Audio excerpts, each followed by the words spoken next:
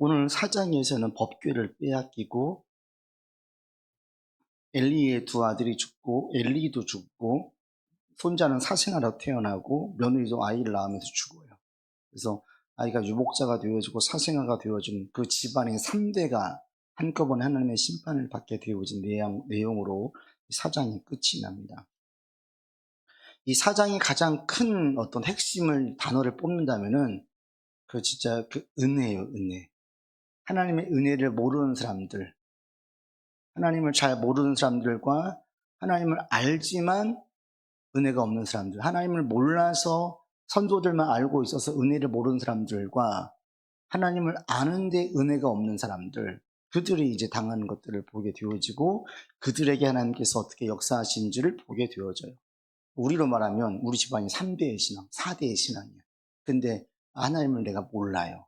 할아버지에게, 아버지에게 또는 엄마에게 그 하나님께서 어떻게 우리 가정 가운데 역사하셨고 인생 가운데 어떻게 하셨는지를 들었어요. 들어서 알고는 있지만 그게 내 인생과는 아무 상관이 없는 분들, 그랬다가 힘들고 어려울 때 주님께 부르짖었는데 그때 주님께서 어떻게 반응하시나, 그게 이제 오늘 본문에 나오고, 또 한 가지는 하나님은 어떤 분인지를 알고 있어요. 모르지를 않아요. 하나님을 알고 있음에도 불구하고 하나님의 뜻을 따르지 않을 때에 어떻게 하나님께서 그 가운데 보여주시는지, 그게 이제 오늘 4장에서 말씀하고 있습니다. 출발은 이렇죠. 1번 문제를 같이 풀면서 나아갑시다. 문제 같이 읽겠습니다. 블레셋과의 전쟁에서 패한 이스라엘은 승리를 위해 특별한 계획을 세웁니다. 이 계획은 누가 낸 아이디어고 이 계획을 세운 이유는 무엇입니까? 블레셋과의 전쟁에서 싸워서 졌어요. 그러자 3절 보시면 장로들이 여호와의 법궤를 가져와서 나가서 싸우자 이렇게 얘기를 하는 거예요. 장로라는 것은 그 마을 또 그 나라의 어른이고 영적으로 뛰어난 사람들로 인정되어지는, 그러니까 지혜자들로 인정되어지는 것을 대변하죠. 그러니까 리더들이에요. 근데 그들이 하는 얘기가 법궤를 가지고 와서 우리가 가져가서 싸우자. 그러면 이길 수 있다. 이게 그 있는 백성들에게 설득이 된 거예요. 그럴 수밖에 없는 게 블레셋도 보시면 7절 보시면 블레셋 사람들도 이 사실을 아는 거예요. 법궤가 어떤 일을 했느냐, 8절에 보니까 여러 가지 재앙으로 애굽 신을 친 그 능력이 있는 거라는 거예요. 그 신이 함께한, 고대의 전쟁은 신들의 전쟁이었으니까 자신들이 믿는 신들을 대동해서 또는 신의 어떤 상징하는 것들을 대동해서 전쟁에 나와 승리하면 그 신이 이기는 거죠. 그런데 이스라엘 하나님에 대해서 워낙 유명해진 거죠. 애굽에 행했던 10가지의 재앙이 다 퍼졌어요. 다 알고 있었어요. 그래서 그들 가운데 법궤가 왔다라는 것은 그런 일이 일어날까 두려움을 가지게 되는 거죠. 이스라엘 백성도 마찬가지였어요. 자신들은 경험하지 못했지만 계속 들어왔었던 하나님의 신이 우리와 함께하면 애굽에서 10가지 재앙을 내려서 그 이집트를 무너뜨렸던 것처럼 전쟁에서 도와줄 거다, 이런 심리를 가지고 이들이 나오게 된 거예요. 얼핏 보면 그럴듯하죠. 얼핏 보면 이게 도움이 되는 것 같고 힘이 되는 것 같죠. 그런데 이게 가장 큰 문제는 뭐냐, 2번 보시면 이 계획이 하나님 보실 때 옳으냐니, 이게 가장 중요한 거예요. 법궤를 가지고 전쟁터에 가는 게 옳은 겁니까? 그런 겁니까? 이런 질문 자체가 없어요. 이들은 그냥 자기들의 어떤 계획을, 뜻을 이루기 위해서 신의 이 신전 10계명이 있고 만나가 있었던 아론의 쌍난 지팡이가 있었던 이 법궤를 이용하는 거예요. 이게 사실은 뭐냐면 이게 기복주의 신앙입니다. 기복주의 신앙의 특징은 뭐냐, 하나님의 뜻은 관심이 없어요. 오직 내 뜻에만 관심이 있어요. 내 계획과 내 뜻이 이루어지기 위해서 신을 이용하는 거예요. 그 신이 이제 응답이 없으면 사울 왕처럼 몇 차 하면 버려버리고 내 응답을 주는 다른 신을 찾아가는 거죠. 그게 세상에서 제일 많이 찾아가는 게 물질일 것이고 또 사람일 것이고 권력이 있겠지, 이런 것들을 쫓아가는 거예요. 그래서 지금 이 본문에 보면 또 한 가지, 첫 번째, 하나님을 잘 모르는 사람들, 하나님을 떠나간 사람들, 그런데 하나님에 대해서는 알고 있어요. 그런데 이들이 힘들고 어려워지니까 신을 이용하려고 하는 거예요. 그럴 때 하나님께서 어떻게 하십니까? 전쟁에서 법궤를 가지고 왔지만 도리어 이 블레셋 사람들이 마음을 새롭게 해서 나가 싸우죠. 그리고 어떻게 되냐, 블레셋이 크게 전쟁에서 이겨서 첫 번째 패했던 것보다도 훨씬 더 큰 패배를 맛보아요. 그러니까 법궤가 전혀 능력을 발휘하지 않죠. 그리고 도리어 이제 5장 위에 보시면 이 법궤가 스스로 능력을 발휘하는 걸 볼 수 있습니다. 하나님께서 이들이 도움을 달라고 구했을 때 어떻게 반응하십니까? 침묵하시는 거예요. 하나님의 침묵이 두 가지가 있죠. 우리를 훈련시키려고 침묵하실 때가 있어요. 또 한 가지는 이들처럼 잘못된 방법으로 구할 때 하나님은 전혀 역사하지 않으세요. 늘 자기 뜻대로 살다가 무엇인가 지금 절박해져요. 기도했어요. 그랬더니 역사가 없대요. 하나님이 안 계시대요. 이런 분들이 있어요. 어릴 때 교회를 좀 다녔었어요. 우리 엄마가 교회 다니는 걸 내가 봤어요. 우리 집안에 3대인데 내가 지금 신앙을 떠나 있어요. 근데 어려워졌어요. 내가 어려워가지고 지금 이렇게 기도한 거예요. 근데 하나님 전혀 도와주시지 않아요. 안 계시다 떠나가는 거예요. 그게 지금 이 본문에 있는 오늘 이 상반 부분에 있는 이스라엘 백성들의 모습과 똑같아요. 왜 그럽니까? 하나님께 전혀 묻지 않아요. 하나님이 우리 가운데 침묵하실 때, 기도하지만 응답이 없을 때 첫 번째 왜 그래요? 하나님의 뜻에 관심이 없어요. 자기 뜻에만 관심이 있습니다. 이런 자들에게 주님께서는 그 기도를 들어주시지 않아요. 그래서 우리가 신앙생활할 때 제일 중요한 게 뭐냐면 첫 번째가 하나님의 뜻이에요. 하나님의 뜻. 하나님의 뜻이 무엇입니까? 여러분들은 이 하나님의 뜻을 묻는 게 자동으로 자꾸 묻는 게 여러분 몸에 습관처럼 체질로 딱 붙여질 수 있기를 바랍니다. 이게 믿음 좋을 땐 다 이런 반응을 했었어요.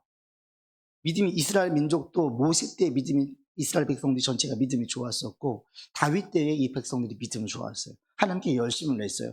그러할 때 그들은 어떤 걸 제일 먼저 물었냐면 하나님 보시기에 옳지 않다. 하나님 보시기에 옳다. 이거예요. 이게 제일 중요해요. 베드로도 마찬가지죠. 사내들인 공의회에 잡혀갔을 때에 하나님 앞에서 너희 말 듣는 것이 하나님 말씀을 듣는 것보다 옳은가 판단하라 그래요.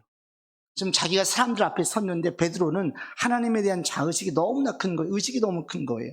사람들은 안중에도 없어요. 하나님밖에 없어요. 하나님의 뜻이 무엇이냐가 가장 중요하게 자리를 잡은 거예요. 이게 이제 믿음이 좋은 사람들의 특징이고요. 하나님의 은혜를 아는 사람들의 특징이에요. 그들에게 제일 중요한 것은 뭐냐면 내 뜻도 아니고 너의 뜻도 아니고 우리의 뜻도 아니에요. 제일 중요한 것은 하나님의 뜻이에요. 하나님께서 좋게 보시느냐 좋지 않게 보시느냐, 하나님께서 보실 때 옳으냐 그르냐, 이게 제일 중요한 거예요. 여러분도 이것들을 자꾸 수시로 물으면서 나갈 수 있기를 바랍니다. 어떤 일을 새로 하려고 할 때, 또 어떤 일을 제가 마음을 쓰고 막 열심을 내고 있을 때 하나님 이게 옳아요? 묻는 거예요.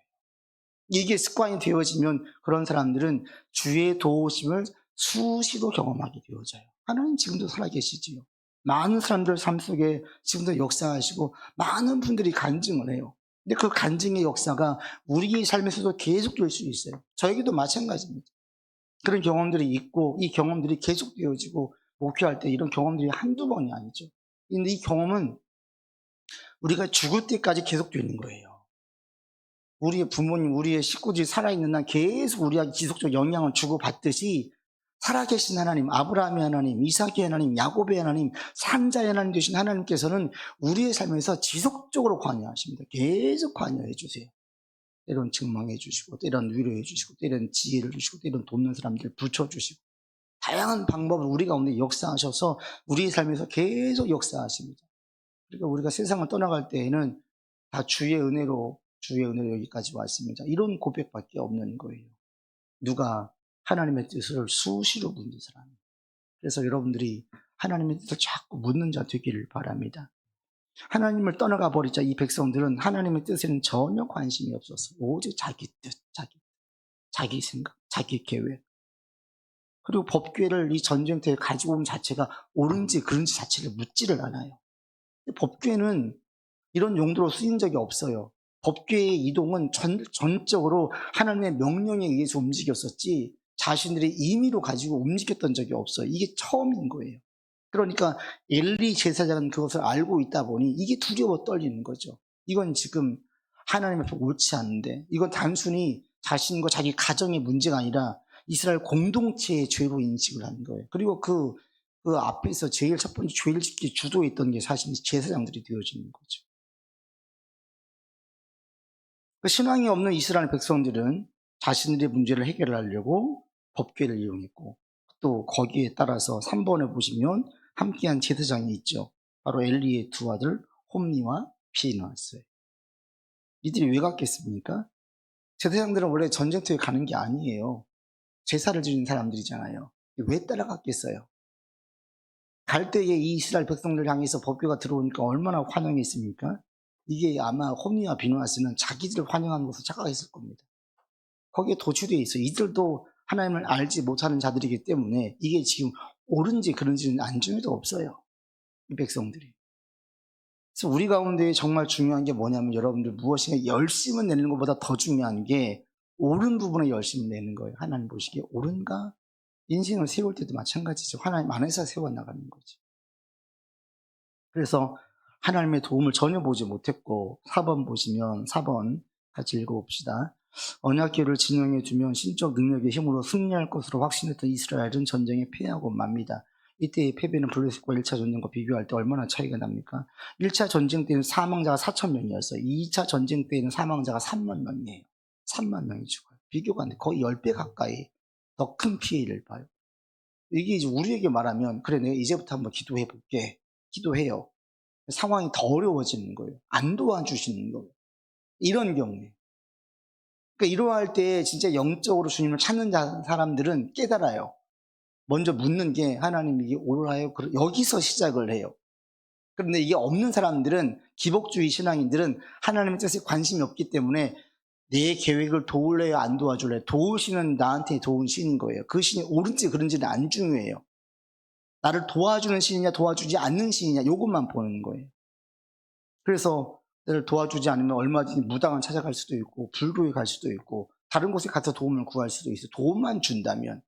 그게 이제 기복주의 신앙자들. 그런 사람들은 하나님의 뜻을 구하지 않습니다. 여러분 오늘 이 자리를 나갈 때 한 가지만 가지고 나가도 돼요. 하나님의 뜻, 하나님의 뜻. 내게 향하신 하나님의 뜻. 주님 보시기 옳은가? 주님 보시기 합당한가? 그러면 그 일들을 내가 이제 합당하고 옳다 그러면 열심을 내는 거예요. 어떤 장애물이 있어도 열심을 내는 거예요. 그러면 그 가운데에 하나님의 많은 도움들을 경험하게 되어집니다. 여러분 삶에 주님의 도움의 경험이 있기를 바랍니다. 오늘 본문은 침묵하셨지요. 전혀 방법과 그 뜻이 하나님의 뜻은 상관없는 일로 진행되어지니 하나님께서 함께 하시지 않는 것. 5번 보겠습니다. 같이 읽지요. 법궤를 전쟁터에 끌고 간 소식을 들은 엘리의 심리 상태는 어땠습니까? 당시 엘리는 어디에 있었고 이때 엘리의 나이는 얼마나 되냐 이 얘기인데 엘리를 보시면 12절로부터 15절에 보시면 보시지요. 14절 15절 읽겠습니다. 엘리가 그를 부르짖는 소리를 듣고 이르되 이 떠드는 소리는 어찌 됨이냐. 그 사람이 빨리 가서 엘리에게 말하니 그때에 엘리의 나이가 98세라. 그의 눈이 어두워서 보지 못하더라. 이 엘리 제사장만 묵상을 해도 참 많은 것들을 제가 지난 3주 오늘까지 3주째 엘리를 얘기하고 있는데 많은 것들을 묵상하게 만들죠. 현대판 엘리가 누구냐면 좋은 목사님이에요. 좋은 목사님. 그죠? 화내지 못하고 인격적인 목사님. 심지어 기도할 때 기도에 응답도 있는 한나에게 사무엘을 낳게 하는 또 삼남 이녀를 더 낳게 할 때 기도를 했을 때 역사를 보여주게 하는 그리고 무엇이 옳은지 그른지도 분별할 줄 아는 여호와에 관한 지식도 있는 그래서 이게 하나님 보실 때 옳은지 그른지를 잘 분별해요. 이게 다 맞아요. 맞는 말이에요. 오늘 본문도 마찬가지예요. 법규에 대해서도 마찬가지인데 사람들이 와서 얘기를 할 때에 17절에 보십시오. 17절 같이 읽겠습니다. 17절, 18절. 소식을 전하는 자가 대답하여 이르되 이스라엘이 블레셋 사람들 앞에서 도망하였고 백성 중에는 큰 살육이 있었고 당신의 두 아들 홈니와 비느하스도 죽임을 당하였고 하나님의 궤는 빼앗겼나이다. 하나님의 궤를 말할 때에 엘리가 자기 의자에서 뒤로 넘어져 문 곁에서 목이 부러져 죽었으니 나이가 많고 비대한 까닭이라. 그가 이스라엘 사사가 된 지 40년. 40년 동안 엘리는 잘 먹고 잘 살았어요. 영적인 지도자, 사사는 왕이면서 선지자이면서 제사장이면서 그러니까 자기가 누릴 것 다 누렸어요. 서울에 오면 지금 800만이 넘었는지 모르겠는데 전두환이 얼마나 잘 먹고 잘 살았어요. 평생 떵떵거리며 살았어요. 하나의 의리도 있었어요. 자기 사람들 의리로 챙기니까 끝까지 충성을 해요. 오히려 노태우 같은 경우에는 의리가 없다고 그래가지고 많은 사람이 떠나갔어요. 근데 전두환은 의리가 있는 사람이어가지고 그 악한 일 행한 그 사람들이 함께 충성한 사람들이 의외로 많아요. 죽을 때까지 돈 걱정 안 했죠. 뭐 얼마 없다고 몇십만 원 있다고 얘기했지만 잘 먹고 잘 살았어요. 지금 이 엘리가 그런 격이에요.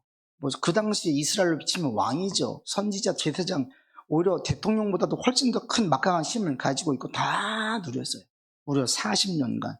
그때 엘리 나이가 보니까 놀랍게도 98세. 엄청 장수했어요.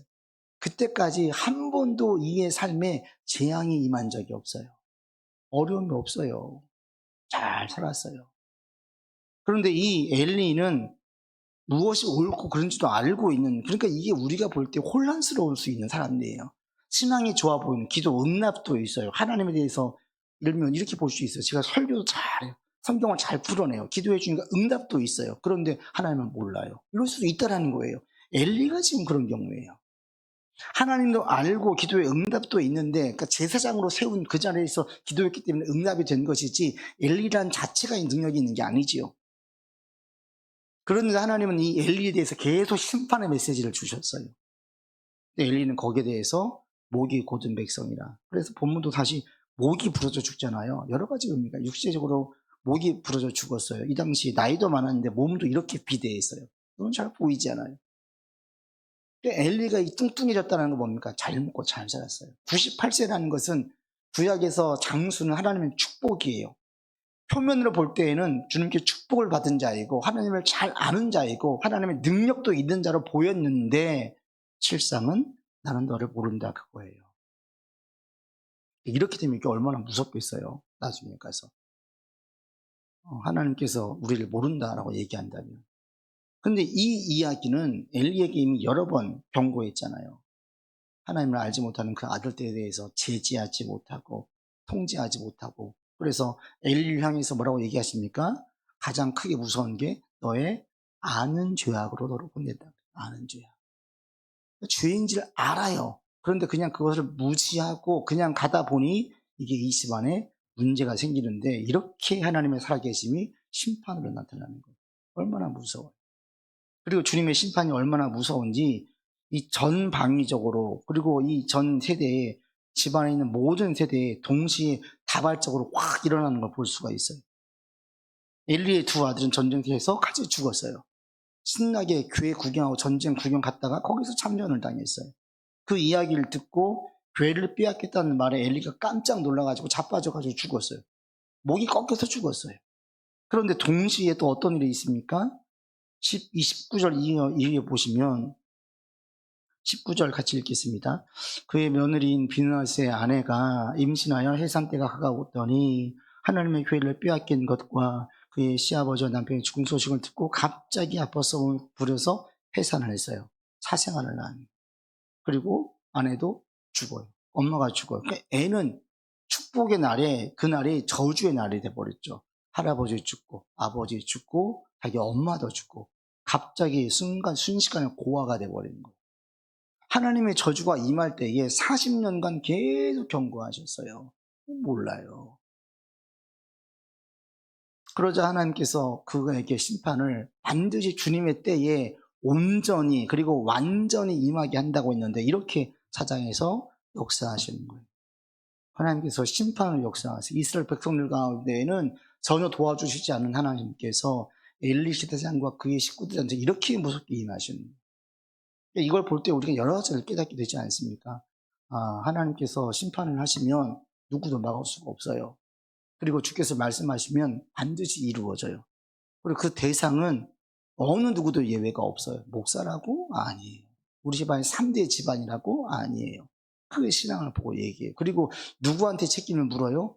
믿지 않는 자, 하나님을 모르는 자에게 1차적으로 책임을 묻는 게 아니라 아는 자에 대해서.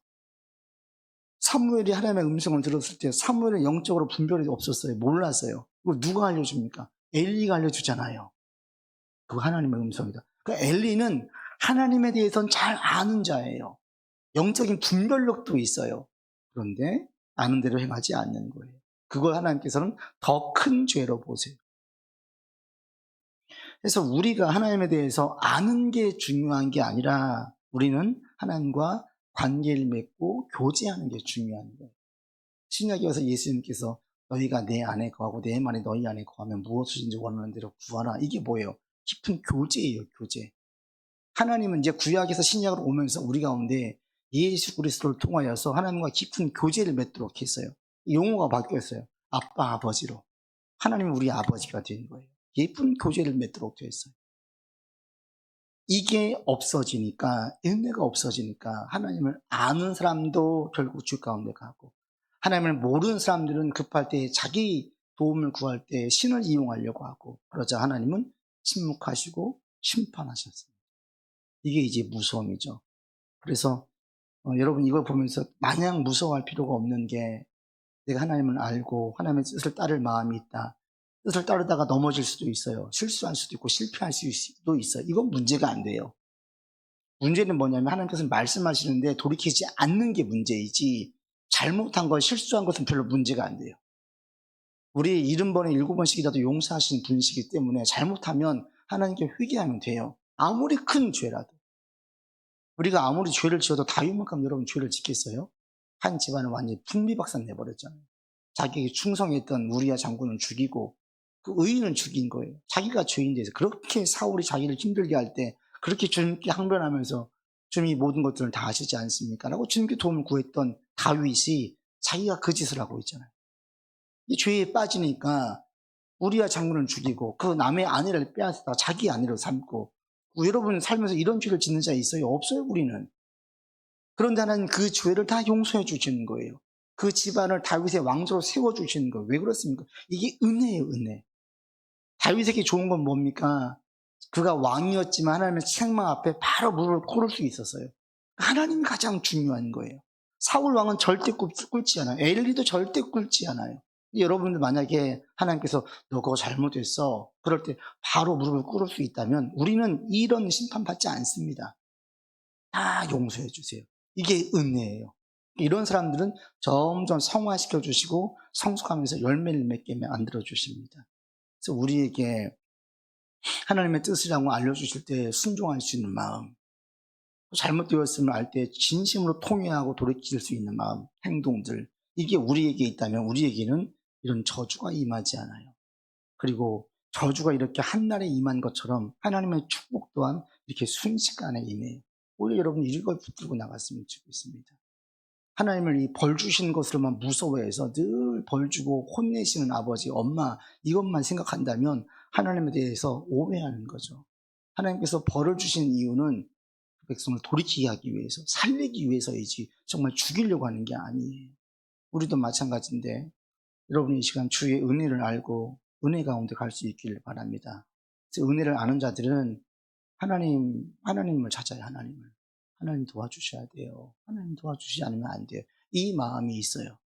내가 잘나서가 아니라 내 힘으로 안 되는 것을 분명하게 알고 주님을 전적으로 의지하는 마음이 있습니다. 여러분 가운데 이 시간 주님을 전적으로 의지할 수 있기를 바라고, 그래서 우리의 인생을 주님께 묻기를 바랍니다. 내 일에 대해서, 우리의 가정에 대해서, 내가 설계하고 계획하는 것들에 대하여서 하나님 보시기에 옳습니까? 그리고 옳다면 어떤 어려움이 있어도 계속 믿음으로 밀고 나가는 거예요. 인내하는 거예요. 그때 주님께서 역사하셔서 많은 도우심을 경험하게 만들어줍니다. 우리에게는 엘리의 심판이 있지 않습니다. 어떨 때 우리가 주님께 주의 말씀을 들을 때 전적으로 순종할 마음이 있고 돌이킬 수 있다면, 다윗같이 큰 죄를 저질러도 바로 돌이킬 수만 있다면, 죄인 걸 깨닫게 해주셔서 돌이킬 수만 있다면 우리는 이런 저주를 받지 않아요. 그래서 여러분들이 저주 받는 인생이 아니라 하나님의 복을 받는 인생, 힘들 때 침묵하신 하나님이 아니라 우리 가운데 개입해 주시고 응답해 주신 하나님, 이 하나님을 계속 보면서 나아갈 수 있는 우리의 삶이 되기를 바랍니다. 기도합시다. 아버지 하나님, 하나님은 살아계십니다. 그럼에도 이 백성들이 주의 도움을 구할 때 주님은 침묵하셨습니다. 방법이 옳지 않았고 하나님의 뜻을 전혀 구하지 않는 백성들, 다른 많은 신들처럼 같은 신을 여겼던 이 백성들에게 주님께서는 침묵하셨습니다. 그리고 주님의 살아계심은 엘리 집안의 심판으로 나타났습니다. 하나님을 알고 있고 제사장의 직분이 얼마나 귀한지를 알고 있는 엘리가 그 아들들을 통제하지 못하고 자신들의 죄만 짓지 아니하고 공동체로 죄를 짓게 만들고, 또 나아가서 죄인 걸 알고 있음에도 방관했던 엘리를 주님께서는 한날에 40년간 기다리셨다고 한날에 심판하셨습니다. 하나님의 살아계심이 이렇게 증명되어졌는데 하나님은 지금도 오늘날에도 많은 악인들을 심판하시면서 살아계심을 증거하고 계심을 압니다. 주님의 살아계심 우리에게는 심판이 아닌 복을 통해서 역사가 일어나기를 간절히 구합니다. 주님의 뜻을 구하고 주께서 우리에게 말씀하실 때 순종하며 나아가는 우리가 되겠사오니 하나님 우리를 주장해 주시옵시고 우리의 마음을 살피시고 정확히 꿰뚫어 보시는 주님, 이 시간 주님께 진심으로 나아가고 주의 도움을 구하는 주의 백성들의 기도를 들어주시고 이 마음을 받아 주시옵소서. 그리고 주님의 때에 주님의 방법으로 응답하여 주시옵소서. 이제는 우리 구주 예수 그리스도의 은혜와 한이 없으신 하나님의 사랑하심과 성령의 교통하심과 교제하심이 하나님의 은혜를 알고 오직 주의 은혜로 사는 것을 다시 한번 고백하며 주의 도움을 구하고 주의 복을 바라며 나아가는 주의 백성들 위에 이들의 모든 삶 위에 이제로부터 영원토록 함께 계시기를 간절히 축원하옵나이다. 아멘.